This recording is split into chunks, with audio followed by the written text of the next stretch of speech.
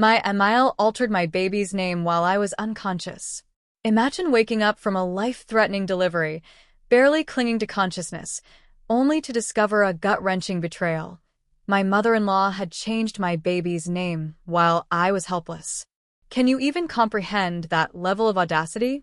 What followed was a battle for my daughter's identity, a war I was determined to win, no matter the cost. My husband, Jester, and I had dreamed of this baby for years. We'd picked her name, Luna Rose, long before she was even a bump. Luna, after my grandmother who raised me, and Rose, his mom's middle name. We thought it was perfect, meaningful, beautiful, and a way to include his mother, Carol. Everyone knew the name. We announced it proudly at the baby shower. Carol just smiled, a little too brightly, and said it was nice, but kept calling my belly her baby, insisting we'd see what felt right once she arrived. I just thought she meant we'd see her face, fall in love, and confirm. Oh, how wrong I was. My delivery was brutal. It ended in an emergency C-section, and I lost so much blood I was unconscious for 6 hours afterward. Jester was right there, the entire time, holding our tiny daughter, making sure I was stable, making sure we were both okay. He was exhausted, terrified, and completely focused on us. That's when Carol, with a facade of concern, swooped in. She volunteered to handle the birth certificate paperwork, saying she wanted to help out since Jester had so much on his plate. She seemed so genuinely helpful, so thoughtful. Jester, grateful and trusting, handed her our carefully filled-out forms, asking her to submit them to the hospital administration. 2 weeks later, the official birth certificate arrived in the mail. My hands shook as I opened it. There it was, my daughter's name, emblazoned in official ink, was Caroline Grace. Not Luna Rose. Caroline Grace. Carol had scratched out our chosen name and written in her own first name and her mother's name. She literally named our baby after herself and her mother. My heart plummeted. It felt like a punch to the gut, a violation so deep it took my breath away. When we confronted her, the excuses began. Luna was too trendy. Our daughter deserved a classic name with family meaning. Caroline was stronger for a future professional. And then, the absolute kicker. She said we'd thank her when our daughter got into college because Luna sounded like a stripper name. A stripper name. For the name we chose to honor my deceased grandmother. The woman who raised me. I just stared at her, utterly speechless with fury. Jester was livid, his face red with a rage I rarely saw. But Carol, oh, Carol, she started crying. Big, dramatic tears. She played the victim card so hard, insisting she was just trying to help. She said we were young and emotional, that she had more experience with these things. She'd raised Jester, hadn't she? So, she knew what was best for our family. She even had the audacity to claim our 2-week-old baby looked like a Caroline and Luna didn't suit her face. The sheer, unmitigated gall of it. We immediately started the agonizing legal process to change it back. We were told it would take months and cost hundreds of dollars. A court order, newspaper announcements, an appearance before a judge. All because Carol thought she knew better. All because she felt entitled to steal our daughter's identity. Meanwhile, she doubled down. She started calling our baby Caroline to everyone, buying personalized blankets, making a Facebook announcement welcoming baby Caroline to the family. When people asked about the name change, she'd lie, saying we'd reconsidered after seeing how perfect Caroline was. She told her book club we'd asked her to choose the name as an honor. My own mother called, confused and hurt, asking why we hadn't told her about changing the name. Carol had called extended family on both sides, announcing the real name, claiming Luna was just a placeholder. She made us look indecisive, flaky, and completely incompetent. The worst part?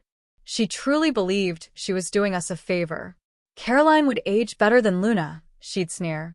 Kids would make fun of Luna, but Caroline commanded respect. She even bought a custom nursery sign that said Caroline's room and hung it up while babysitting. When I took it down, she accused me of having postpartum depression because I couldn't accept help. My blood boiled with every word, every gesture. 3 months into this nightmare, Carol's family reunion was coming up. This happened every 5 years, and it was Luna's first chance to meet everyone. Carol had been bragging for months about little Caroline, sending photos to cousins, saying how proud she was to have a granddaughter named after her. She even ordered matching shirts for herself and the baby, Caroline Sr. and Caroline Jr., and that's when I saw my opportunity. I called Carol's older sister, Ruth, who was organizing the reunion. I mentioned how excited I was for everyone to meet Luna Rose, and how thoughtful Carol had been supporting us through the name change drama. Ruth was utterly confused. I explained, very calmly, that someone at the hospital had accidentally written Caroline on the birth certificate, and we'd been fighting for months to fix it. I said Carol had been so helpful with the bureaucracy and costs. Ruth was horrified. She knew Carol had a history of controlling behavior, but changing a baby's name? That was insane. Ruth didn't say anything for what felt like forever after I finished explaining what Carol had done with the birth certificate. I counted the seconds in my head, holding Luna tight against my chest. 1, 2, 3, 4, 5. The silence stretched, so long I thought maybe the call had dropped. Then Ruth's voice came back, and it was completely different. Her usual cheerful tone was gone, replaced by something cold and sharp. She told me she was calling an emergency meeting with Carol's sisters before the reunion. Marie needed to hear this directly from me, and the other siblings too. I could hear her moving around on the other end, already pacing and planning. She asked if I had copies of the legal documents showing what Carol did. Yes, I told her, my voice steady. I have everything. The original forms, the fraudulent birth certificate with Carol's handwriting, the court papers we filed to fix it. Ruth told me to scan them and email them to her right away. She was going to make sure everyone in the family saw exactly what Carol had done before the reunion. Over the next few days, my phone buzzed incessantly. Marie called first, and I could tell Ruth had already talked to her because she sounded upset before I even said hello. She apologized for not knowing sooner, said she had no idea Carol would do something this extreme. I sent her the scanned documents, and she went quiet looking at them. Then she started asking questions about the timeline, what Carol said, how much this was costing us. I answered everything, trying to keep my voice steady. Marie said she'd always known Carol was controlling, but this crossed every line. She said she was calling Carol's other siblings right away. The next day, Ruth called again. They'd scheduled a family meeting at Marie's house that weekend. Carol had no idea what was coming. They were going to confront her together. Ruth called me the Monday after that meeting, and I could hear the exhaustion in her voice. She said Carol cried through the whole thing, kept saying she was just trying to help us make a better choice. Carol told her sisters that Jester and I were too young and emotional to understand what makes a good name. She actually said Luna sounded cheap, and Caroline was classier. Ruth said she'd never seen Carol so defensive, so completely unable to see what she'd done wrong. Marie had asked Carol directly how she would feel if someone had changed Jester's name without her permission. Carol said that was different because she would have chosen a good name to begin with. Several siblings told Ruth they were thinking about skipping the reunion. They didn't want to celebrate with someone who would commit fraud against their own grandchild. Ruth sounded torn between anger at her sister and sadness that the family was fracturing. Jester's phone rang 2 weeks later, during dinner. I saw his mom's name on the screen. He looked at me, tension in his shoulders, and stepped into the other room. I could still hear him. Carol was begging him to make me drop the legal case, to just accept Caroline and move on. Jester's voice got louder. He told her no. What she did was wrong, and we weren't backing down. He said she violated our trust, our rights as parents. Carol must have started crying again because Jester went quiet for a minute, then said he loved her, but she needed to accept responsibility for her actions. When he came back to the table, he looked completely drained, eyes red, unable to finish his food. He just stared at his plate while I held his hand. Later that night, he told me his mom had never cried like that, and it was killing him to stand firm. But he knew we had to. The envelope from the courthouse arrived on a Thursday afternoon, 3 months after we'd started the whole process.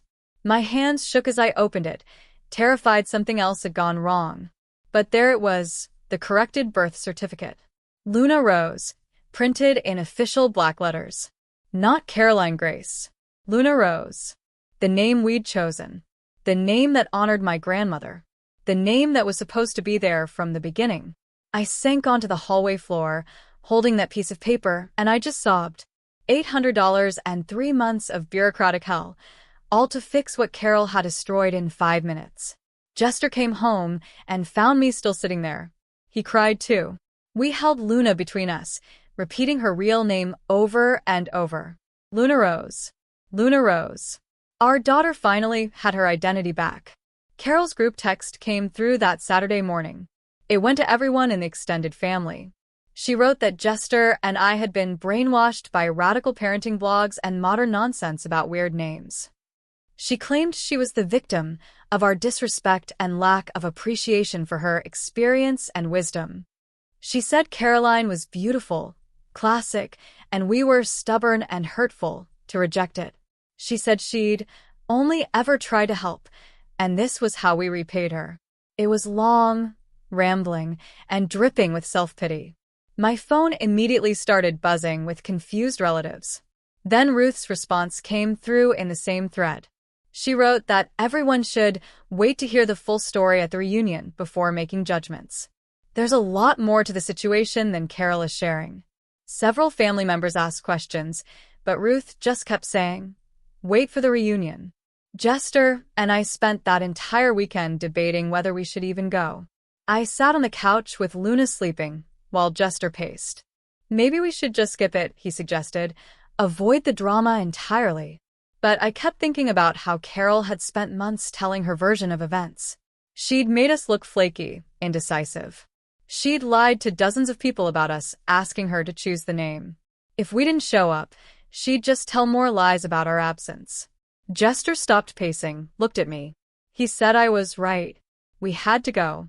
We needed to set the record straight. Backing down now would let Carol control the story forever. She'd twist our absence into proof that she was right all along. We decided that night.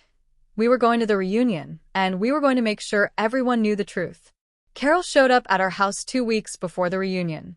I saw her car pull into the driveway, and my stomach dropped. Jester was at work.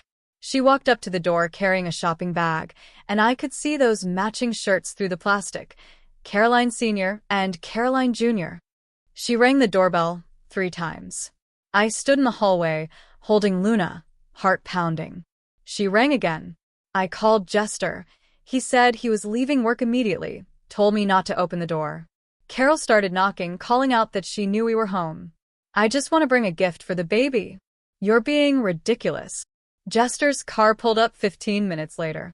He walked past his mother without a word, opened the front door, and I stepped back. I watched through the window as he took the shopping bag, set it on the porch, not even glancing inside. He told her she wasn't welcome without calling first. Carol tried to push past him. Jester blocked the doorway. She started crying, saying he was breaking her heart. Jester, his voice steady, said she broke our trust, and until she could respect our boundaries, these were the rules. He came inside and locked the door while Carol stood on the porch, sobbing. I couldn't sleep that night. I kept replaying the reunion, walking into that pavilion with 40 family members staring at us. Carol would tell everyone I was the problem, that I'd turned Jester against his mother.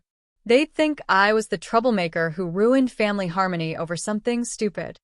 I'd be the villain in her story. Jester found me in the nursery at 2 a.m., just watching Luna sleep.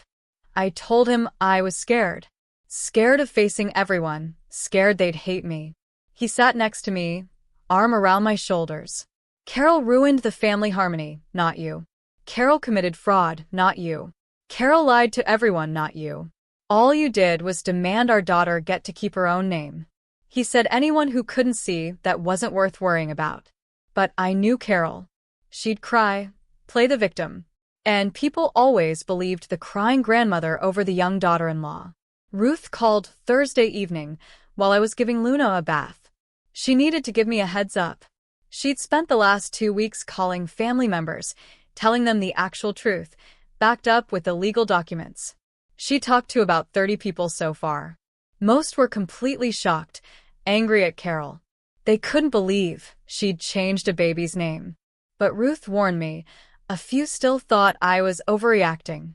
Some of the older ones said names weren't that important and I should just let it go for the sake of family peace. Ruth said most understood this crossed a serious line, though. She said I shouldn't be surprised if some people were cold, but the majority were on our side. I thanked her, trying to feel relieved, but all I could think about was facing those few who thought I should have just accepted what Carol did. I woke up Saturday morning, stomach in knots. Jester was already awake, staring at his phone, a tired smile that didn't reach his eyes. We both knew what today meant. I fed Luna while Jester showered. The package from the custom print shop had arrived 2 days ago. Jester pulled out the tiny white onesie. Luna Rose was printed across the front in big purple letters with little stars. It felt petty ordering it. It also felt perfectly, defiantly right. I needed this small thing to feel strong enough to face everyone. Jester dressed Luna. When he snapped the last button, we just stared at her. She looked back at us with those big, innocent eyes that understood none of this mess. I kissed her forehead. We should go before I lose my nerve, I told Jester. We drove in silence, the park 20 minutes away.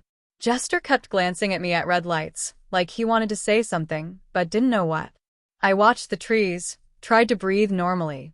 We pulled into the parking lot at 10:30, 30 minutes after the reunion started. I didn't want to be first, but not too late either. Jester squeezed my hand. I grabbed the diaper bag, and he got Luna out of her seat. We walked across the grass toward the covered pavilion. Maybe 30 or 40 relatives were scattered around. Kids played tag. Food was set out. And there was Carol. She stood near the center in that awful Caroline Sr. shirt, bright pink with white letters. She was talking to a small group of older relatives, gesturing animatedly, telling some exciting story. She hadn't seen us yet. My hands started sweating. Ruth spotted us first. She broke away from a group near the food table and came straight toward us, arms out. She pulled me into a huge hug that smelled of flowery perfume. She stepped back, looked down at Luna in Jester's arms. Her voice carried across the pavilion, loud and clear. I'm so glad to finally meet baby Luna Rose. Several people nearby turned. Confusion flickered on their faces. They glanced toward Carol, then back at us. Carol's smile froze mid-sentence. She stopped talking, just stared. Ruth kept going, asking how old Luna was, saying what a beautiful name we'd chosen. More people were looking now. Carol started walking toward us, arms coming up, a fake bright smile plastered on her face, like she expected to just take Luna. Jester moved. He stepped between Carol and the baby, his body blocking her path. His voice was calm, but firm. You won't be holding our daughter today, Mom. You need to respect our boundaries. Carol's mouth fell open.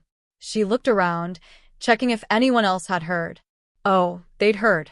People were definitely watching. Carol's face went red. She started to say something, but a woman with gray hair came over. Marie. I recognized her from photos.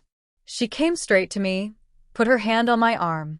She apologized directly to me for not realizing sooner what Carol had done. She said Carol had always been controlling, but this was beyond anything. She was glad we were standing up to her. Her voice wasn't quiet either. Other relatives drifted closer, pretending to get food, clearly listening. Carol backed up a step.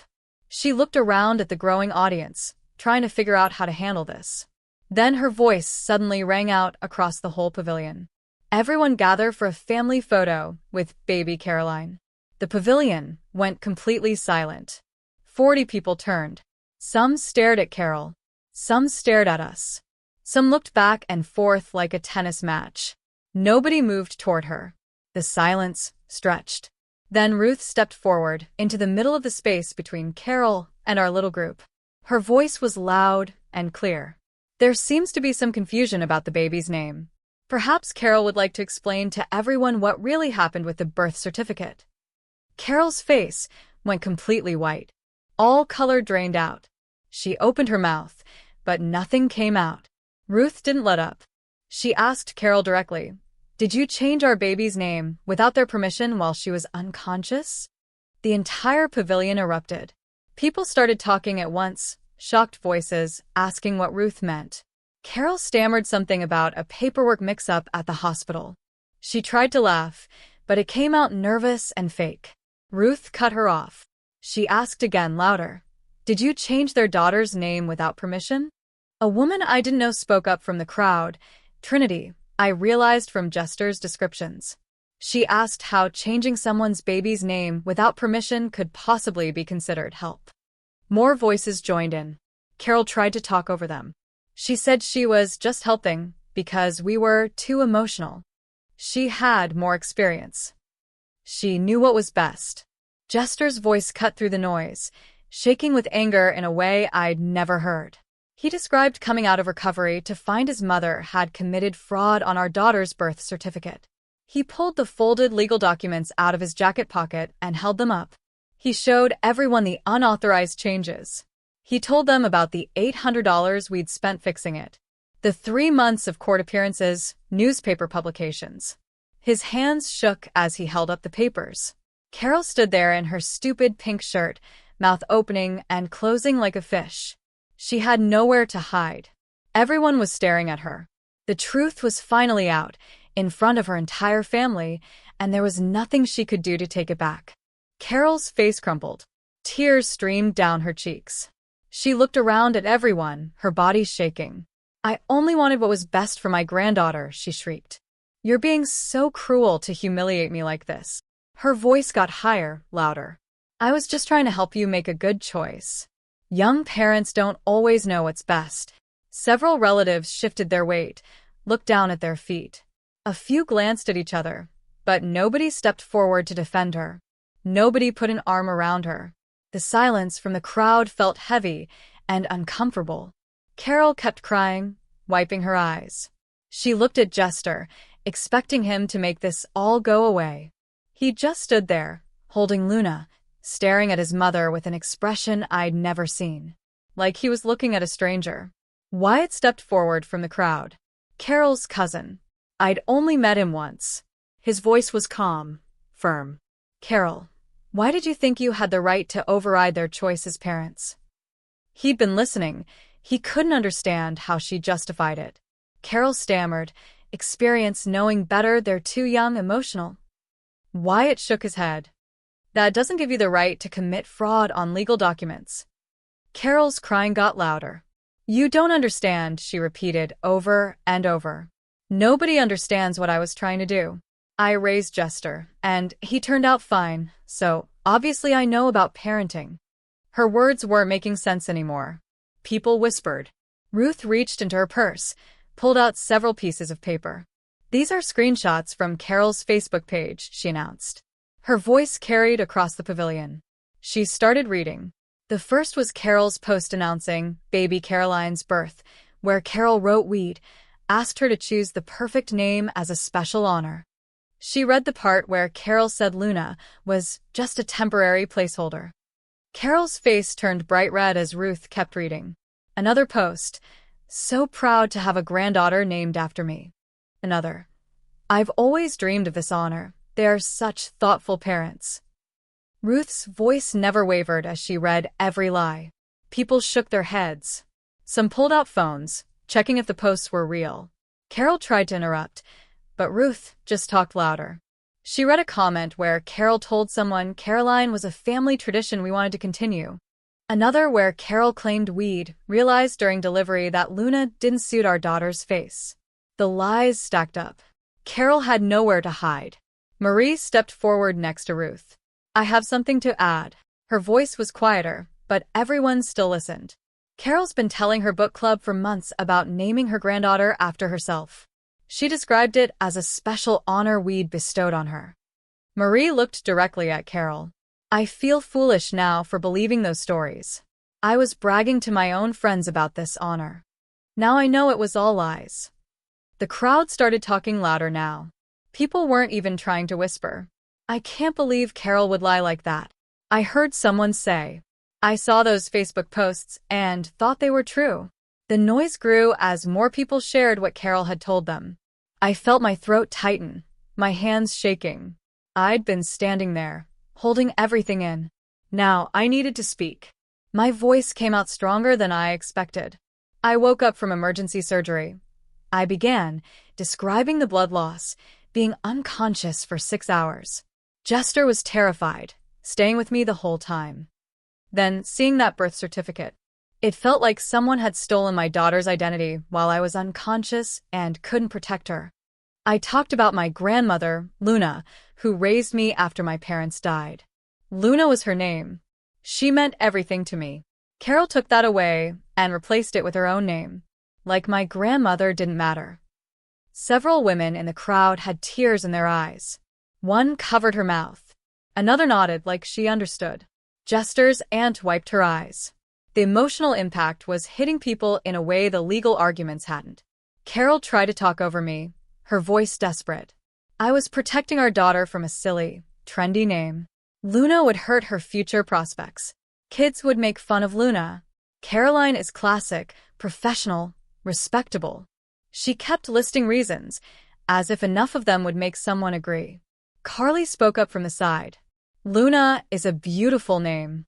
Lots of kids have nature names now. Nobody gets made fun of. My daughter's class has a river, a sage, a willow. She looked at Carol. Even if Luna was the worst name in the world, Carol, you still had no right to make that decision. Parents get to name their own children, regardless of what grandparents think. More people nodded. Flynn raised his hand like he was in a classroom. What about the legal costs Jester mentioned? Jester shifted Luna to his other arm and explained everything. We spent $800 on legal fees. A court order, newspaper publications, appearances before a judge. 3 months. He held up 3 fingers. Carol did all that damage in 5 minutes of paperwork fraud. 5 minutes of her thinking she knew better cost us $800 and 3 months of stress. Several relatives looked shocked. I had no idea it was that complicated, someone muttered. $800 is a lot for new parents. The financial impact made it real for those who hadn't understood the emotional side. Carol's crying got even louder. She turned to Jester, begging him to make this stop. She's turning the whole family against me. You need to protect your mother. She reached out. Jester's voice was quiet, but everyone heard. You did this to yourself, Mom. You violated our trust and our rights as parents. You lied to everyone for months. You committed fraud on legal documents. Every consequence you're facing now is because of choices you made. I can't protect you from the results of your own actions. His hands shook as he held Luna, but his voice stayed steady. Trinity stepped forward. Maybe Carol should apologize to them. Maybe Carol should offer to pay them back for the legal fees. That would be a good starting point for making this right. It wouldn't fix everything, but it would show she actually felt sorry. The crowd went quiet, waiting. Carol looked at Trinity like she'd suggested something insane. Her face showed complete horror. She shook her head hard. I'm not paying for anything. I didn't do anything wrong. They are the ones who should apologize for embarrassing me. They owe me an apology for making me look bad in front of my family. That response. It told me everything I needed to know. She still didn't think she'd done anything wrong. She still thought she was the victim. Instead of apologizing or even pretending to be sorry, Carol grabbed the bottom of her Caroline Sr. shirt. She pulled it up over her head in one quick motion. She wasn't wearing anything underneath except a tank top. She threw the pink shirt on the ground and stomped on it. Then she turned and started running toward the parking lot, her flip-flops smacking against her feet. Several relatives started to move, to follow her. Ruth held up both hands to stop them. Carol needs to sit with the consequences of her actions for once. Running after her, comforting her, would just teach her that throwing tantrums works. She's been getting away with controlling behavior for decades because family members always rushed to smooth things over. Not this time. The relatives stopped. Carol kept running, got into her car, slammed the door. The engine started, tires squealed. Then she was gone. The pavilion was completely silent, except for Luna making little baby noises. The next hour passed in a blur of conversations. Trinity came over first, apologized for not questioning Carol's story sooner.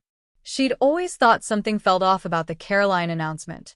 Wyatt stood next to her, nodding, saying they felt terrible about the matching shirts Carol had tried to get them to wear. I thanked them, said it wasn't their fault. Carol was good at making people believe her.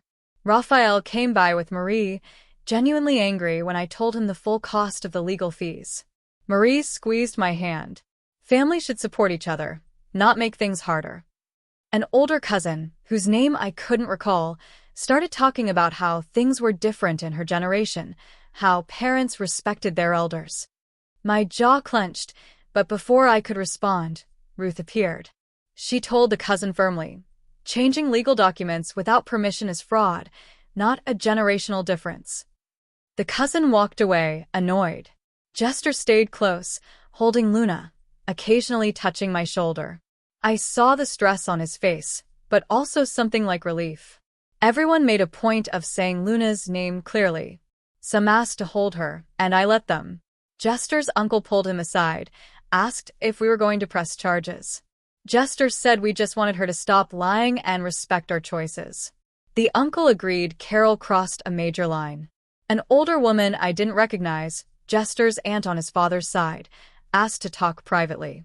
Near some trees, she told me something that might help me understand Carol better. When Jester was born, Carol insisted on being in the delivery room. Through such a fit they gave in. Then, after he was born, Carol tried to convince them to use a different middle name, claiming theirs was too common. She'd even filled out alternative paperwork and tried to submit it, but Jester's father caught her. The aunt said Carol had always been controlling, but people usually just went along with it to keep the peace. Watching today, she realized how much damage that approach had caused. She apologized for not speaking up sooner. I thanked her. It wasn't just us. When we walked back, Ruth was talking to several relatives in a circle. She waved me over. She was organizing a family meeting to discuss how to handle Carol's behavior. About 15 people gathered. Ruth suggested they needed to establish clear expectations for Carol. Marie spoke up first. Carol shouldn't have time alone with Luna until she can prove she'll respect their parenting decisions. I was surprised, grateful. Trinity agreed. Supervised visits only. Wyatt added that trust had to be earned. Several others nodded. An older uncle tried to argue we were too harsh, that Carol made only one mistake.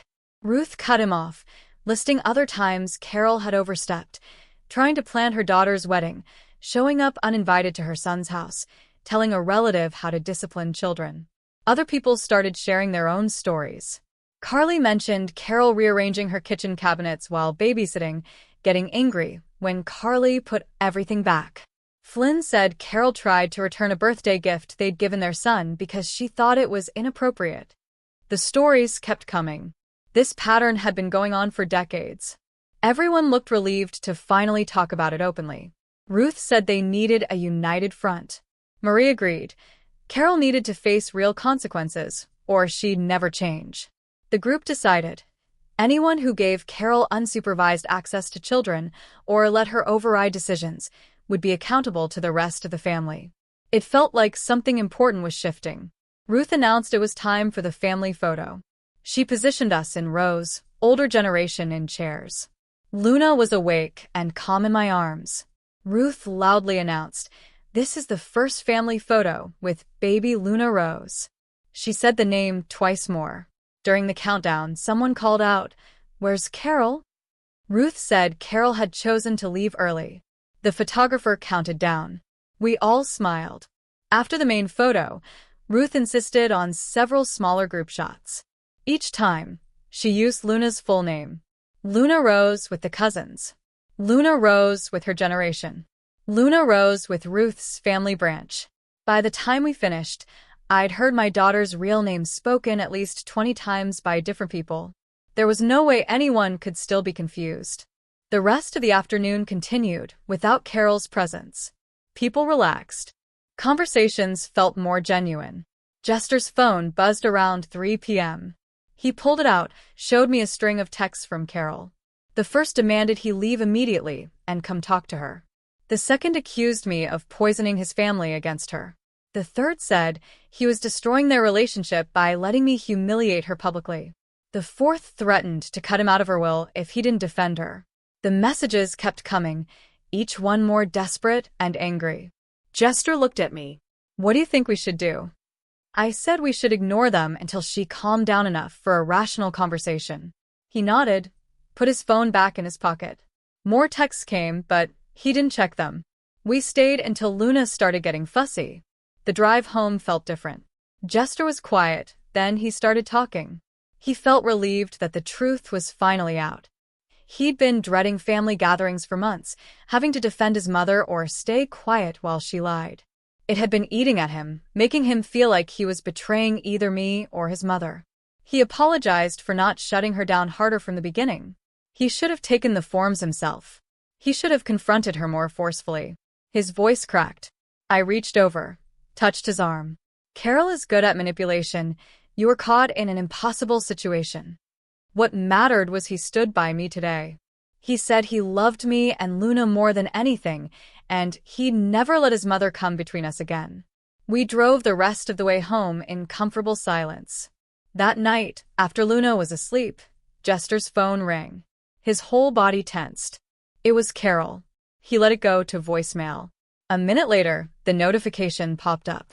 He put it on speaker. Carol's voice came through, shaky and breathless. She was having heart palpitations from all the stress we'd caused her. Her chest hurt. She might need to go to the emergency room.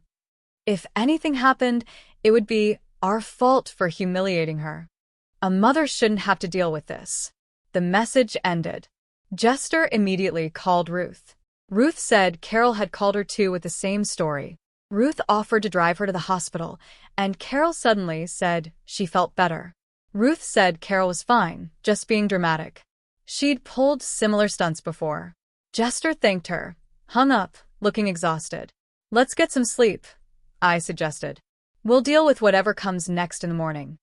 The next morning started normally. Luna woke us up at 6 a.m. Jester made coffee while I fed her. We were at the kitchen table when the mail came. Jester came back holding a large envelope with a law firm's return address. He opened it carefully. His face went pale. He handed the papers to me. It was a letter from Carol's lawyer, threatening to sue us for defamation and emotional distress. It claimed we made false statements at the family gathering, damaged her reputation, caused severe mental anguish. It demanded a public apology and compensation. 10 days to respond. My anger built with each word. Jester grabbed his phone, forwarded the letter to our lawyer. He called back within an hour, almost amused. Carol had no case, he explained. Truth was an absolute defense. We told the truth, had documentation. He'd send a response. Don't worry, he said. This is just Carol trying to intimidate you. Jester hung up. We sat there, realizing Carol wasn't going to let this go easily. Ruth called that afternoon to warn us. Carol had been calling family members all morning, trying to rally support. She was claiming we'd ambushed her at the reunion, planned the whole confrontation to embarrass her, that she had no chance to defend herself. Ruth had been countering this by reminding people Carol had months to come clean, but chose to keep lying. Most weren't buying Carol's victim narrative, but a few seemed sympathetic. She warned us Carol would keep trying to divide the family. I thanked Ruth, told her about the lawyer's letter. Ruth wasn't surprised. Carol always escalates when she doesn't get her way. Stay strong. Don't let her manipulate you. Over the next few days, my phone kept buzzing. Marie sent a long text. She was cutting back visits with Carol. She loved her sister, but couldn't support what happened. Jester's cousin sent a similar message. Ruth called to tell me 3 more relatives had reached out privately, limiting contact with Carol. The social pressure is real, she said. I felt weird, being the reason for family drama. But Ruth reminded me Carol created this mess herself. The validation felt good, even though watching a family split apart was messy and uncomfortable. Jester seemed relieved, but I saw the guilt on his face every time someone mentioned distancing themselves from his mother. On Wednesday morning, Jester's phone lit up with a text from Carol. He showed it to me. I'm sorry you got upset about the name situation, but I still think Caroline was the better choice for our daughter's future. I hope we can move past this and be a family again. A non-apology apology. Jester's jaw clenched. He typed out a response. Until you offer a real apology and commit to respecting our boundaries, contact will be minimal and supervised. We need to see actual changed behavior, not just words designed to smooth things over. He hit send, tossed his phone onto the counter. I grabbed his hand, grateful he was staying firm. That afternoon, Marie called, asking if we'd be willing to have a mediated conversation with Carol. She wasn't pressuring, just offering. Jester and I talked. We decided to tell Marie we'd consider it after Carol showed genuine changed behavior, not just apologetic words. I didn't trust that Carol actually understood what she'd done wrong. The non-apology text proved she still thought she was right. Marie understood. She'd keep the offer open but wouldn't push us. 2 weeks crawled by. No contact from Carol, just a few passive-aggressive social media posts about ungrateful children. Then a thick envelope arrived from a law firm. My stomach dropped. But when Jester opened it, it was different. The letter said Carol's lawyer was withdrawing the defamation threat and requesting we all move forward peacefully. Jester immediately forwarded it to our lawyer. Our lawyer called back, sounding almost amused. This meant Carol finally realized she had no legal standing. She was backing down completely. We could stop worrying about a lawsuit. Her own lawyer had clearly explained reality to her. The relief that washed over me was so strong I had to sit down. Jester looked lighter, too, like a weight lifted. That night, Jester and I sat at the kitchen table with a notebook. We wrote down firm rules for any future contact with Carol. No unsupervised time with Luna, ever. No undermining our parenting choices, or she'd be asked to leave. She had to use Luna's correct name every single time. If she bought anything with the wrong name, we'd return it, and she'd lose visiting privileges for a month. We wrote everything down clearly so there could be no confusion later. Jester typed it up, formatted it to look official. We both signed it and emailed it to Carol with a read receipt request. It felt extreme, but necessary after everything she'd pulled. Carol's response came 2 days later. A brief text. I acknowledge the boundaries you've set. Not enthusiastic. Not happy. She didn't say she agreed or thought they were fair. But it was the first time she'd acknowledged our right to set terms. Jester said it wasn't ideal, but it was progress. I wasn't sure I believed it would last, but at least we had everything in writing. If she violated the boundaries, we'd have clear documentation. Luna's 4-month checkup fell on a Thursday morning. The pediatrician came in, cooing at Luna, asking about her development. Then she commented on what a beautiful name Luna had, asked about its meaning. I explained it honored my grandmother and Jester's mother's middle name. My throat tightened with emotion. The doctor smiled. It's lovely that you chose something with such personal significance. Sitting there, hearing someone appreciate my daughter's real name, I felt this deep sense of rightness. We'd fought so hard to preserve it, and won. Luna would grow up knowing her real name, the one we'd chosen with love and meaning.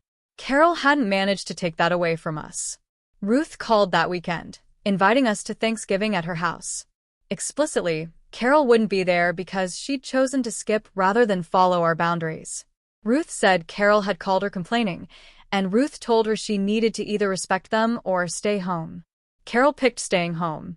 Hearing that made me sad for Jester, that his mother was choosing her pride over her family. But it also felt freeing. We could attend family events without constant conflict, without being on guard. Jester looked relieved when I told him we should go. He'd been worried about missing holidays. The following Tuesday, Jester told me he'd scheduled his first therapy appointment. He needed to process his complicated feelings about his mother and his role in protecting our family.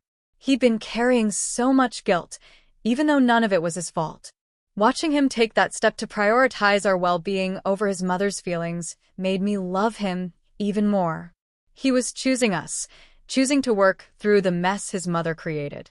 That night, after Luna was asleep, I held him on the couch, telling him how proud I was. He cried a little, something he rarely did. I just let him get it all out. A month after the reunion, I got a private message on social media from Trinity. She thanked me for standing up to Carol. It gave her courage to set boundaries with her own controlling mother-in-law. Watching me refuse to back down had shown her it was possible to protect your family without feeling guilty. She'd been dealing with similar boundary violations and hadn't known how to address them. My story had helped her find her voice. Reading that message made all the stress and conflict feel worth it. If sharing what happened could help even one other person, then something good had come from this nightmare. A month after Trinity's message, I got a text from Carol, asking if she could visit on Luna's 6-month birthday. She had a gift. I stared at my phone, trying to figure out her angle. Jester looked over my shoulder. He said we should say no, but I felt this weird pull. We'd been no contact for almost 3 months. Part of me wanted to know if anything had actually changed. I texted back that she could come for a quick, short visit. She sent back a simple, okay, no drama, no guilt trips. Unusual enough to make me nervous. She showed up exactly on time, carrying a wrapped box, looking smaller, less sure of herself. She held out the gift. I took it slowly, like it might explode. The card on top said Luna Rose in Carol's handwriting. Not Caroline. Luna Rose. I opened the card. A basic, happy 6 months message. No weird comments. A normal grandma card. I looked at Jester. He looked as confused as I felt. Carol asked if she could come in. I almost said no, but Jester stepped back from the doorway. He told her she could stay for 30 minutes, supervised, and she needed to follow our rules. I expected her to argue, or cry, or comment on how strict we were. But she just nodded. That's fair. We sat in the living room with Luna on a playmat. Carol didn't immediately try to grab her or correct how we were doing things. She asked how Luna was developing, if she was sleeping better. Normal grandma questions, without the usual underlying criticism. I answered carefully, watching for signs this was an act. Luna grabbed a toy, shook it. Carol smiled, but didn't launch into a story about Jester doing the same, or how we should be doing tummy time differently. She just watched Luna play. After about 20 minutes, Carol asked if she could hold her. I looked at Jester. He picked Luna up, handed her to his mother, with clear body language that said he was watching. Carol held Luna gently, talking softly. She called her Luna multiple times. Luna Rose when she was extra sweet. Not Caroline. Not once. The visit lasted exactly 30 minutes. Carol stood up, handed Luna back without being asked. She thanked us for letting her come, said she hoped we could do it again. No demands, no guilt trips. Just a simple request that acknowledged we were in control. After she left, Jester and I sat on the couch in silence. Did that feel as weird to you as it did to me? I asked. He said his mother had never followed boundaries that easily in his entire life. We talked through whether this was real change or just her being on her best behavior. I wanted to believe she was trying, but I'd been burned too many times.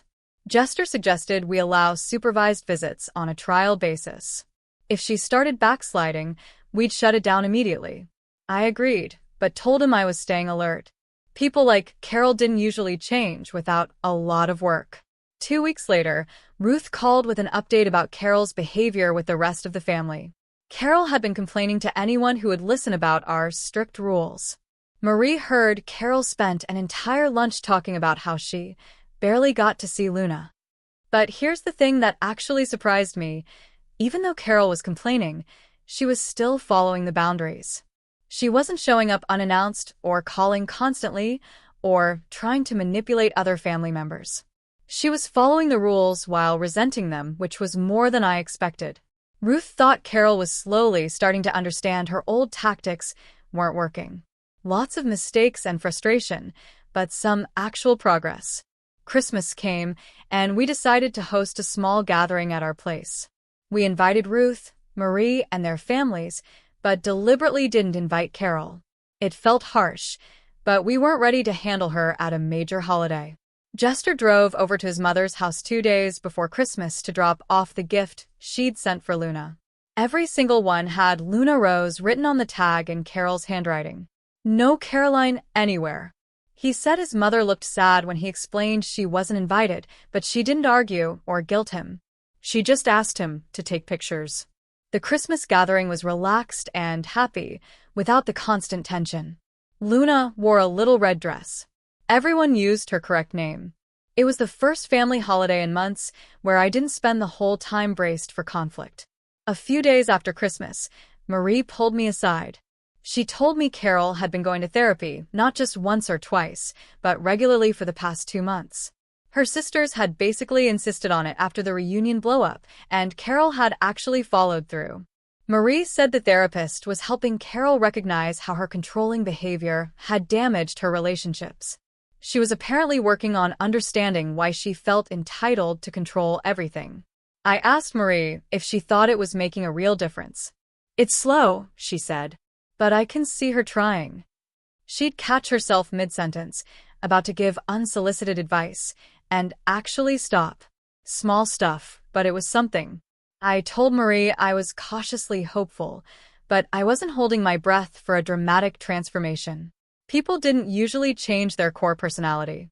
But if Carol was genuinely trying, maybe there was room for some kind of relationship. Jester and I celebrated our wedding anniversary in early January. We spent most of the dinner talking about how far we'd come. From the nightmare of the birth certificate fraud, to the reunion confrontation, to this weird new phase where Carol was actually following boundaries. Jester was proud of how we'd handled everything, how we'd protected our family without completely cutting his mother out. I told him I was proud of him for choosing us over keeping the peace. We made a commitment that night to keep protecting our boundaries while leaving room for Carol to earn back trust through consistent behavior over time. Not through dramatic apologies, but through steady, respectful actions. Luna started sleeping through the night around 7 months old. It felt like I was finally emerging from the fog of new motherhood and trauma.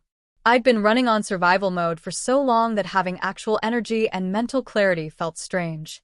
I could look back at the whole birth certificate situation and feel proud of how we'd handled it instead of just angry and hurt. We'd fought for our daughter's name and won. We'd set boundaries with Carol and enforced them even when it was uncomfortable. We'd built a support system. Luna would grow up knowing her real name and seeing her parents model what healthy boundaries looked like. That felt like the best possible outcome from such a terrible situation. When Luna's first birthday was coming up, Ruth offered to organize a small family gathering. She asked if we wanted Carol to be invited, leaving the decision to us. Jester and I talked for a few days. Carol had been maintaining supervised visits for months, without major incidents. She was still in therapy, seemed to be making genuine effort.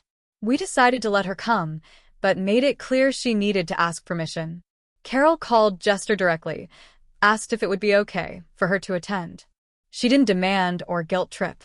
She just asked. We said yes, and told her we expected appropriate behavior. She said she understood. The party was at Ruth's house. Carol showed up with a wrapped gift and a homemade cake she'd baked, with Luna Rose written in pink frosting. She used Luna's correct name throughout the entire party. Every single time she talked about or to her, it was Luna. She didn't try to take over or criticize. She didn't make passive-aggressive comments. She just participated like a normal grandma at a normal birthday party. Luna smashed her cake, got frosting everywhere. Carol laughed and took pictures without saying anything about how messy she was.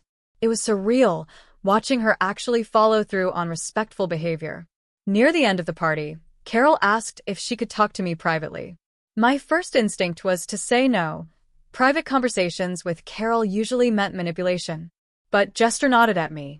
We went out to Ruth's back porch. Carol stood there, looking nervous in a way I'd never seen.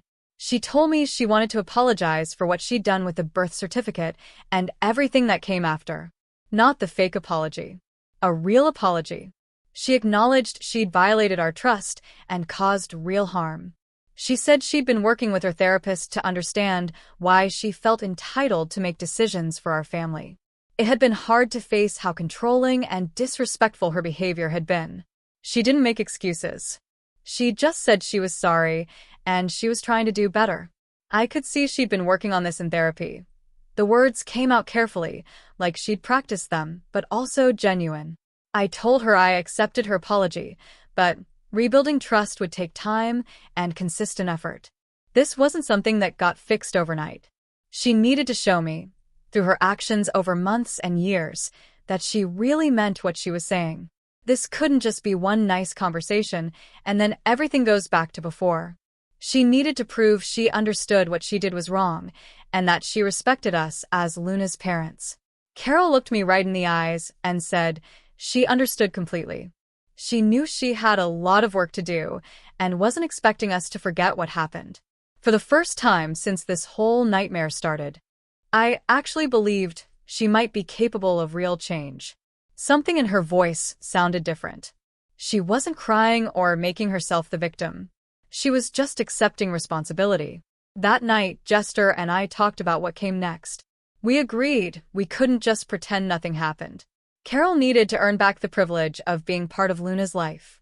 We set up a schedule of supervised visits, specific rules about respecting our choices, and using Luna's correct name. We also talked about what would happen if Carol started backsliding. If she broke the rules even once, we'd go back to no contact for at least a month. Jester called his mom the next day and explained. She agreed to everything without arguing, which honestly surprised both of us. Over the next 6 months, Carol showed up for her scheduled visits and followed every single rule. She never tried to undermine our decisions or make passive-aggressive comments. She used Luna's correct name every single time without hesitation. It wasn't perfect. There was still tension. I don't think I'll ever fully trust her the way I did before. But we reached a point where the relationship was working well enough that Luna could have a grandmother in her life. Carol was limited to supervised visits twice a month and had to ask permission before buying gifts or planning anything. The boundaries were clear, and she was actually respecting them. Our family had found a new balance that felt functional, even if it wasn't ideal. Ruth organized a family barbecue in late summer. Luna was almost walking then, pulling herself up on furniture. Everyone gathered, watching her wobble, grab onto things. She let go of the coffee table and took 3 shaky steps across the room before falling onto her bottom. The whole family cheered and clapped. Carol was standing near me. She started clapping too, calling out encouragement. She said Luna's full name with so much genuine happiness in her voice. Hearing her say Luna Rose, with real joy instead of resistance, made something loosen in my chest. Maybe we really had turned a corner. Maybe Carol was actually going to be the grandmother Luna deserved, instead of the controlling nightmare she'd been. Our daughter would grow up knowing her real name and watching her parents stand firm on boundaries. She'd see what healthy family relationships looked like, even when they were complicated. That felt like the best thing I could give her after everything we'd been through. So, tell me, what would you have done in my place? Have you ever had to draw such a hard line with family? I really want to hear your thoughts in the comments.